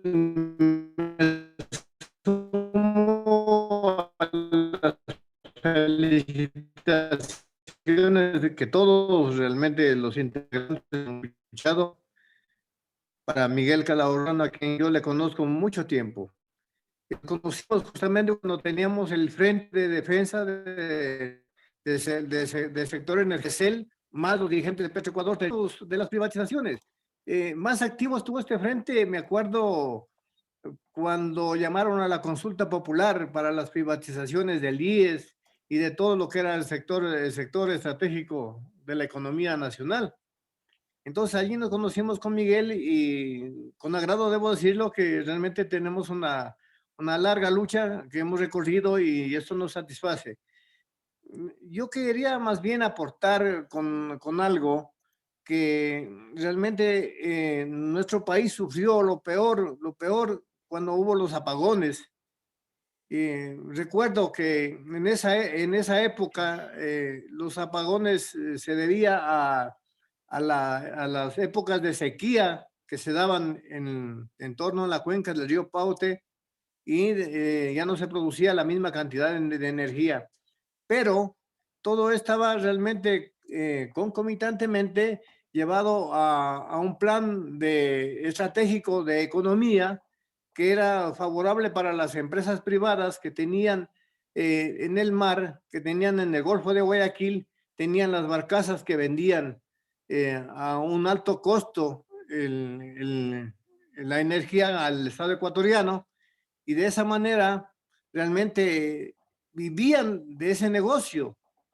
Y a raíz de que realmente viene el Coca-Cola Sinclair a funcionar más tarde también en la cuenca del Paute y los otros proyectos que se implementaron en la década ganada, realmente de allí se acabó los apagones y realmente eso sí es importante señalar de que realmente nuestro país más bien pasó a ser un exportador de energía gracias a estos proyectos que realmente son los que han permitido un buen ingreso de divisas, tanto de Perú como de Colombia. Yo estoy muy de acuerdo y alguna vez ustedes recordarán, los compañeros que conformamos el Frente Petrolero, que propusimos de que se abra el abanico y ya se establezca como este frente, el Frente de Defensa del Sector Energético. Hoy más que nunca se ve la necesidad porque las privatizaciones realmente se van a venir poco a poco, porque a este gobierno eso le interesa y ese es el plan de gobierno, las privatizaciones. Eso es lo que yo quería aportar y gracias y disculpen a todos. Gracias, Napoleón. Tiene la palabra David Alexander. Muy buenas noches a todos y felicitaciones al ingeniero Miguel Calahorrano. Mi nombre es David y quisiera más bien comentarles sobre una historia sobre lo que yo comenzaba a escuchar cuando comenzaba mi vida, cuando recién estaba en el jardín. Yo escuchaba a mi primera profesora en el Carchi, que estaba en el jardín de infantes. Ahí esta profesora nos comentaba a todos que el Ecuador tiene un montón de afluentes, pero que no aprovechábamos para la creación de energía eléctrica, lo cual después de varias décadas, bueno, de 2 décadas, viene Rafael Correa y prácticamente pone en movimiento este tipo de obras que son las hidroeléctricas. Entonces, en ese sentido, he seguido un poco de cerca este tipo de empresas públicas. Lo que yo tenía entendido de Coca-Cola Sinclair era que se había invertido una cantidad de 2.400 millones de dólares, pero ya nos comentó acá el ingeniero que son 2.600 millones de dólares. Ahora aquí lo que yo tengo una duda en realidad. Nosotros estamos viviendo en el siglo XIX todavía, porque prácticamente los agricultores, los agrónomos, nuestros ganaderos, básicamente están trabajando ¿qué maquinaria? Con asadones, con palones, con cosas que realmente retrasan mucho la producción de cualquier tipo de productos y exportamos productos primarios. Mientras que si ustedes van a Estados Unidos o países desarrollados allá, prácticamente tienen maquinarias pesadas para el campo, grandes extensiones de tierra y exportaciones a nivel, pero a nivel en masas grandes. En cambio, nosotros recién estamos con el paloncito, con el asadón, cosa que estamos muy atrasados realmente. Mi pregunta es la siguiente para el ingeniero Miguel Calahorrano. ¿Qué opinas sobre las economías intangibles, que son una de las economías que prácticamente mueven al mundo, mueven la economía a nivel mundial? En este caso, nosotros la vimos solamente pasar la revolución industrial. No somos un país industrializado, salvo en pequeñas cosas, pero prácticamente seguimos exportando productos primarios. Básicamente somos nos encontramos en el siglo XIX todavía. Es necesario una revolución industrial aquí en el Ecuador, obviamente, pero ¿qué opinas sobre el paso hacia a una economía intangible? Porque si bien es cierto que la creación de obras, como lo hizo Rafael Correa, es cierto que en ese momento el mismo gobierno, por iniciativa pública, da trabajo a la empresa privada, quien a su vez absorbe empleos o crea empleos privados para la creación y construcción de todo lo que se venga, carreteras, hospitales, hidroeléctricas y todo lo que se necesita. Entonces, en este sentido, ¿qué opinas sobre nuestro paso hacia las economías intangibles? ¿Qué tan necesario y qué tan viable es esto para el Ecuador, obviamente, dependiendo en el estado en el que nos encontramos? Muchas gracias por el tiempo y bueno, espero que que no me haya cogido mucho tiempo. Muchas gracias, Jorge. Gracias, David. Reitero al compañero Iván Salazar de colocarnos en el chat su teléfono y correo electrónico. Isa Ordóñez tiene la palabra. Isabel Ordóñez. Buenas noches, un saludo desde la provincia del Oro. Bueno, pues agradecerle primeramente por la invitación a participar y quería hacerle una pregunta al ingeniero Calorrano. Yo he visto un video que recientemente, una entrevista que le hicieron a este señor Fernando Villavicencio, donde él habla de 1.600 fisuras y que no se pueden reparar porque no son fallitas así nomás. Dice que va a fiscalizar, porque como él es ahorita el representante de esta comisión de la fiscalización en la asamblea, y también habla que los chinos tienen que cambiar los caracoles, ¿ya? Entonces, eso quería un poco conocer más, porque nosotros pues tenemos que defender estas obras. Si es que nos puede ayudar quizás, por ejemplo, lo que genera Coca-Cola Sinclair, lo que le ahorra al país, quizás cortitos, ¿no? Para nosotros poder socializar y informar a la gente, porque pues esta gente lo que hace es mentir y desprestigiar estas obras.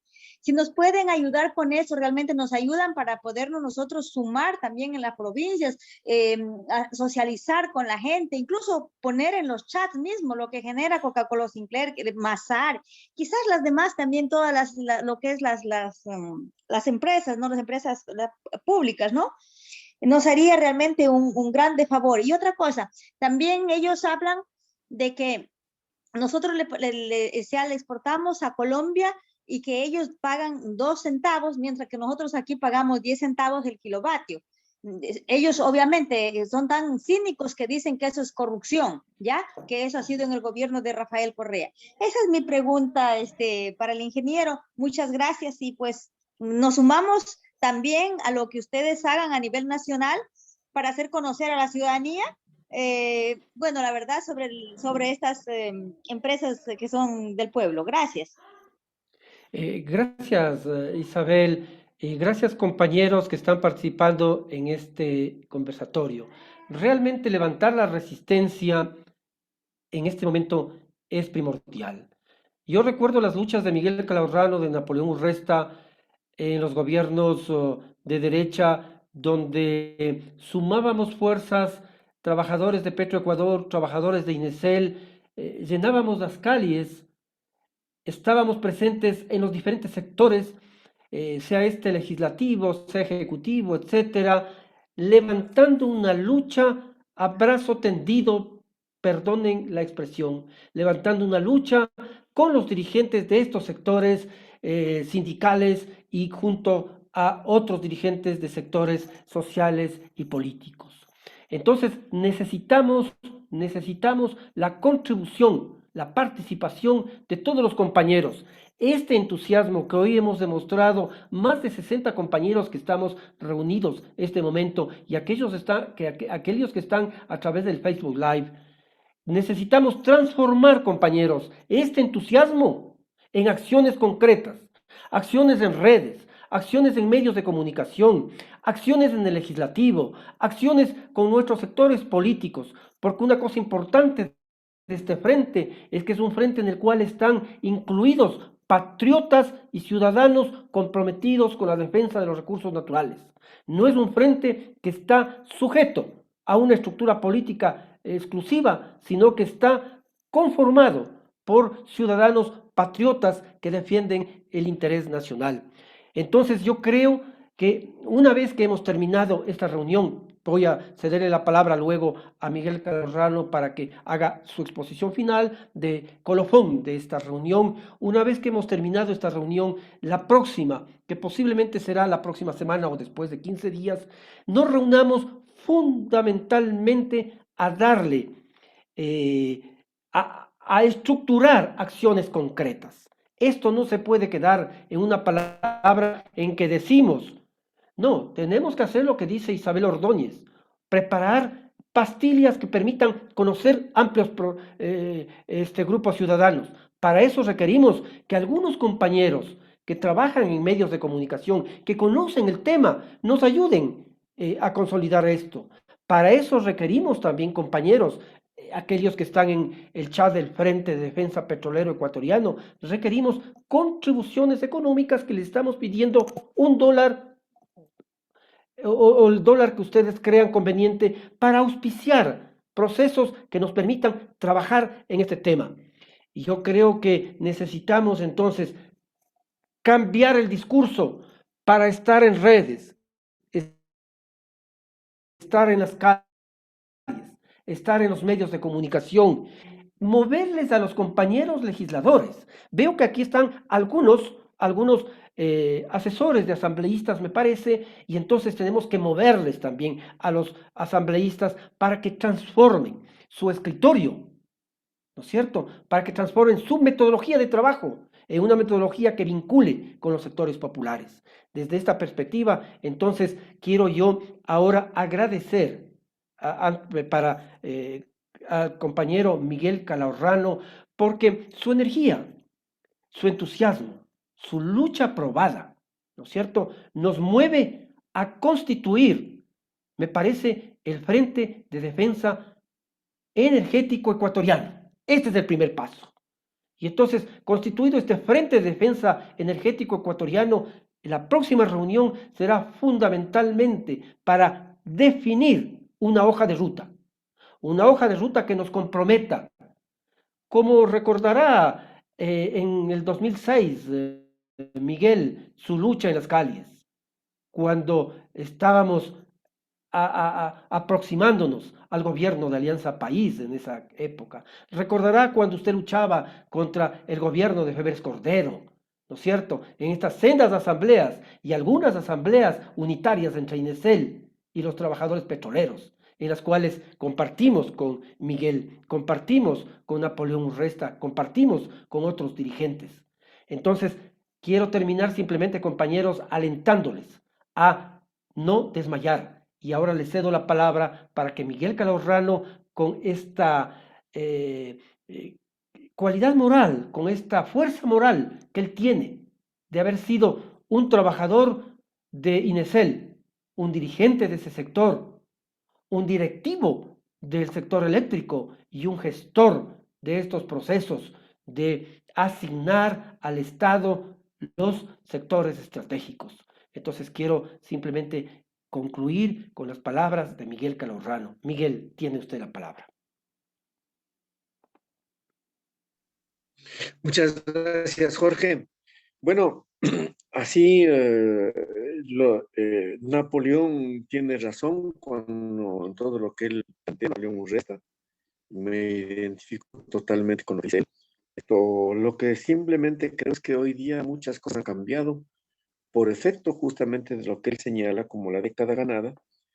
Y para mí es muy interesante el gráfico en estos informes que yo he señalado que se puede dejar del SENACE.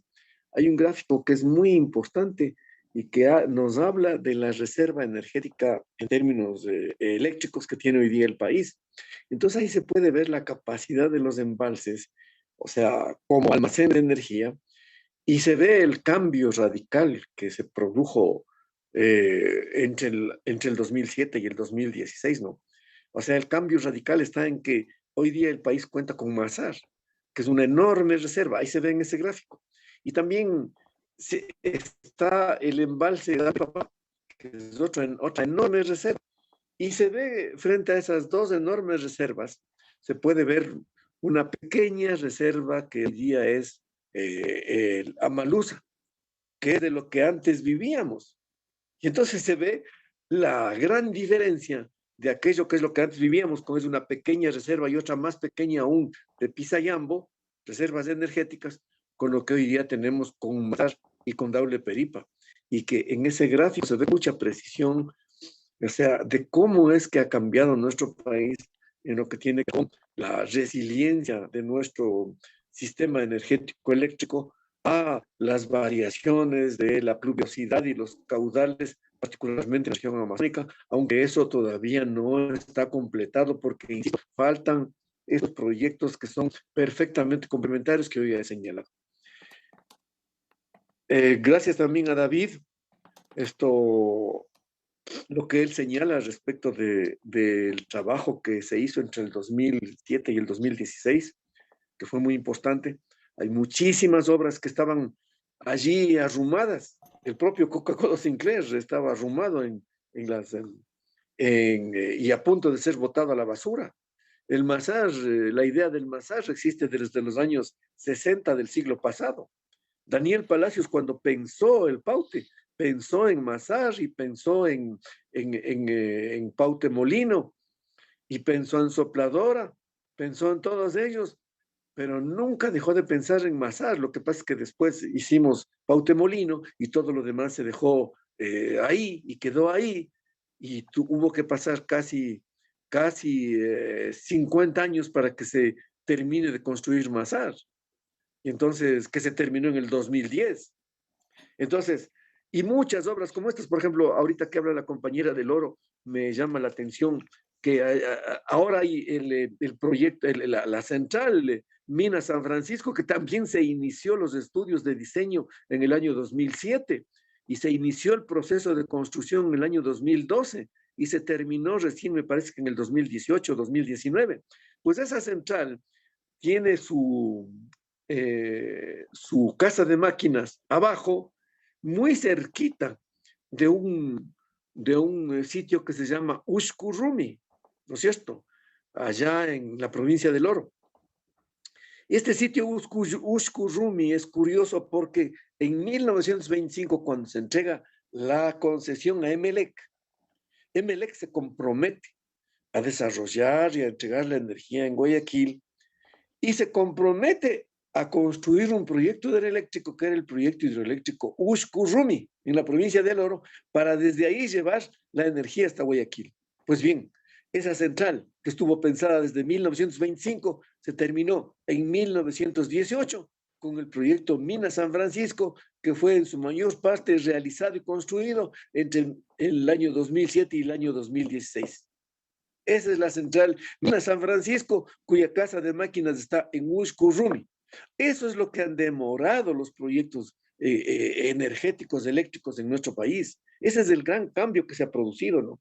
Yo estoy de acuerdo con él y con su madre, que dice que tiene muchos afluentes. Efectivamente, creo que nuestro país tiene 31 grandes cuencas y nosotros yo creo que debemos saber cuidar las cuencas. Y ese es un pecado mortal que tenemos todos los ecuatorianos, creo yo, que no cuidamos nuestras cuencas y que hemos ensuciado a nuestros ríos de una manera brutal. Y creo que esa es una tarea pendiente para todos los revolucionarios que pensamos en nuestro país. Cuidar nuestras cuencas, cuidar nuestros ríos, limpiar esta forma tan brutal en que nosotros ensuciamos los ríos. Tenemos la obligación de limpiar el agua para devolverla a los ríos, de tal suerte que los ríos sean limpios y también y que eso sea una suerte de sistema nervioso de todas nuestras cuencas, que se desarrollen sanas y que quede como una herencia sana para nuestros herederos en nuestro país, que eso es lo más preciado que tenemos. En realidad, yo sostendría que el objetivo estratégico de declarar un sector estratégico a las 31 grandes cuencas que tiene nuestro país, es un país tan hermoso, ¿no? Gracias a todas y a todos, pero yo de todo esto creo que lo más importante lo ha dicho Jorge. Yo me identifico in extenso con lo que ha dicho Jorge Cáceres en su última intervención. O sea, está bonito lo que hablamos, está bonito cómo nos reunimos, está bien bonito, pero si es que nos reunimos para seguir hablando y conversando y saludándonos y claro, congratulándonos de vernos, o sea, las palabras se las lleva el viento y no hacemos nada, pues. Hagamos ese frente, pasemos a la acción, ¿no? Esto es muy sencillo, no es ninguna cosa del otro mundo. Aquí hay diferentes personas, yo creo que hay muchas compañeras y compañeros con una enorme capacidad en todo el país y en el extranjero. Escojamos de allí una pequeña directiva que coordine todas estas acciones. De pronto, como dice Jorge, ponemos $1, $2, como nosotros se hace un dinerito y con eso tenemos posibilidad de desarrollar nuestra capacidad de gestión, nuestra capacidad de comunicación al pueblo. O sea, hay tantos, yo estoy seguro que en lo que yo les he escuchado hay muchos profesionales antiguos, muy talentosos, que también pueden escribir y hacer cosas y producir cosas. Aquí tenemos mucha gente valiosa. Y entonces, hagamos pues eso. No nos dejemos ganar por los neoliberales. Ellos se mueven de otra manera. Se mueven de manera que, claro, buscan el dinero, las grandes empresas, pagar a la gente para que haga estas cosas, para después mentirle al pueblo. Pero nosotros tenemos que actuar como hemos actuado toda la vida. Ponemos de parte de nuestros propios y pequeños recursos, conjuntamos todo eso, ponemos el trabajo y nos lanzamos. Hagámoslo, dice Jorge, y hagamos esto a la brevedad posible. Yo quisiera terminar mis palabras recogiendo in extenso las palabras de Jorge. Pasemos a la acción, compañeras y compañeros. Muchas gracias. Gracias, Miguel. Quiero saludar aquí al compañero Francisco Espín, que es un compañero dirigente de los trabajadores de Pichincha. A compañeros de todas las provincias están aquí reunidos en este conversatorio y lo que nos demanda ahora es la acción. Acción que vamos a continuarla. Ángel Hidrobo tiene la palabra, me ha pedido este momento. Con esto creo que terminamos esta reunión. Ángel, voy a silenciarles a todos nuevamente. Ok. Ángel, por favor, abra su micrófono y reitero, compañeros, tengan la bondad de colocar su teléfono, su correo electrónico para conectarnos con ustedes, aquellos compañeros que no tienen relación directa con el frente. Ángel Hidrobo, por favor, con eso terminamos. Muy bien, muy buenas noches a todos. Es importante. Sí, me escuchan, sí me escuchan. Sí me escuchan, ¿no? Le escuchamos, Ángel. Ya, gracias. Muy Le amable. escuchamos. Gracias. Gracias, y quiero saludar también pues al ingeniero Miguel, pues que una exposición que hemos escuchado, o yo he escuchado desde este momento, ¿no? Que esas hidroeléctricas que se nos quieren privatizar, como acaba de mencionar, la acción es, para no redundar, porque ya redundaron las palabras, todos los compañeros me antecedieron, entonces, ¿qué es importante? Accionar ese frente, ¿no? Es lo más importante que trabajar por el frente. Felicitaciones al compañero Miguel y felicitaciones a todos quienes intervinieron, porque la lucha continúa y eso nosotros de ver esa hidroeléctrica que en la década ganada y ahora en estas administraciones como lo han hecho y lo están haciendo, pues la partidocracia, nosotros tenemos que accionar, tenemos que estar al frente y defender lo que por derecho nos pertenece. Gracias, un saludo a todos. Reitero, gracias a todos los que han participado en este conversatorio, que hemos estado presentes más allá de 65 personas. Quiero agradecerles y serán convocadas más adelante para transformar esta voluntad en acción. Y quiero decirles que los neoliberales no pasarán, con el pueblo se toparán, con el pueblo organizado, con la sociedad civil organizada, con las organizaciones sociales que son capaces de movilizar esta fuerza necesaria para acceder a la defensa de los recursos naturales. Gracias a todos, compañeros.